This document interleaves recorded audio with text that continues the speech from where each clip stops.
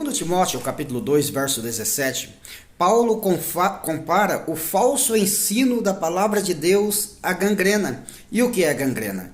Gangrena é a morte de um órgão ou de um organismo por falta de fluxo sanguíneo.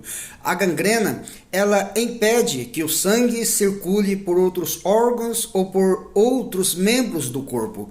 Então, a gangrena é a morte putrefação de um órgão ou de um organismo. Então, a gangrena espiritual é a morte de um órgão ou de um organismo espiritual. E o que hoje nós vemos são muitas pessoas mortas por causa das muitas heresias que têm se pregado no meio da igreja de Deus.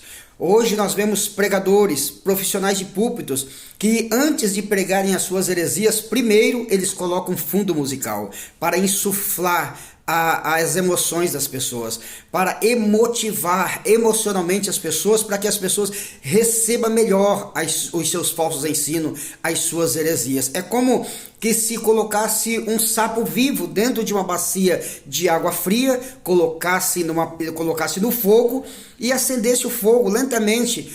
O sapo morre sem saber que está morrendo. E hoje o que nós vemos é exatamente isso. Pessoas que morreram paulatinamente, não é? Através dos falsos ensinos da palavra. E você me pergunta, mas como que estão mortas? Se essas pessoas pulam na vigília, se essas pessoas marcham, dançam na campanha, como que estão mortas? Se essas pessoas estão fazendo barulhos estrondorosos, sabe? Aquela poluição sonora, aquele estrondo que parece que de fato tem vida. É que talvez você não saiba, mas mortos também se mexem. Você sabia que os mortos, fisicamente, eles se mexem? E que os mortos, fisicamente, eles fazem barulhos. Um morto, ele é capaz de soltar flatulência. O morto é capaz de arrotar, não é? Um morto, ele se mexe. Quem explica melhor isso são os tanatólogos. E o que é um tanatólogo? Tanatólogo é o doutor na ciência da anatagnose. E o que é a anatagnose?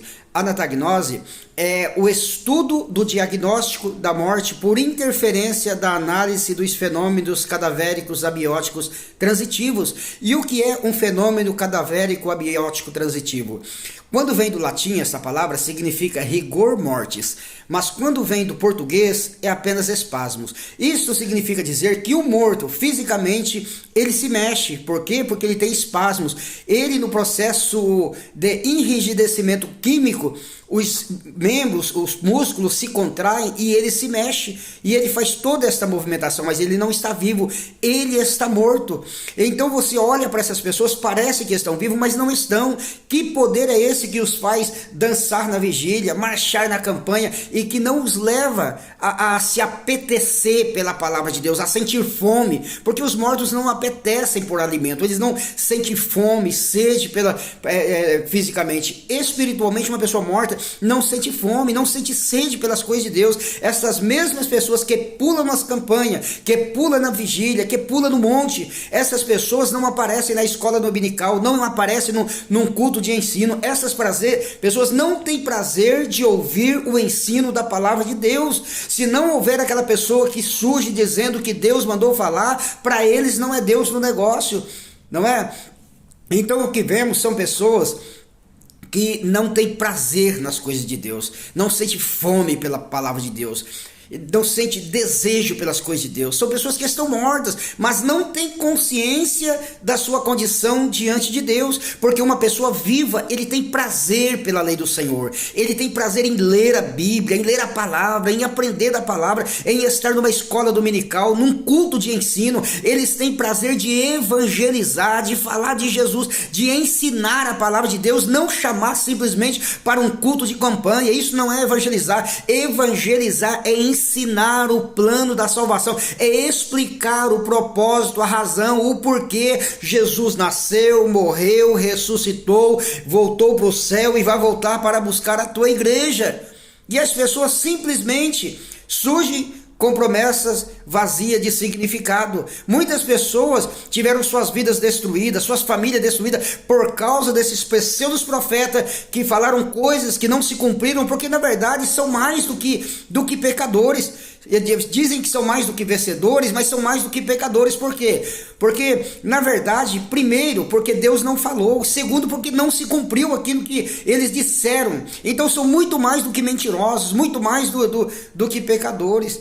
Então que Deus nos ajude, nos dê graça, para que possamos, aqueles que pregam a palavra de Deus, preguem realidades visíveis, palpáveis, para que as pessoas reflitam sobre os verdadeiros valores espirituais da vida cristã. A oportunidade que você tem de estar diante das pessoas, pregando a palavra de Deus, faça desta oportunidade uma razão maior de estar ali, representando Deus, falando de fato o que Deus mandou falar, aleluia.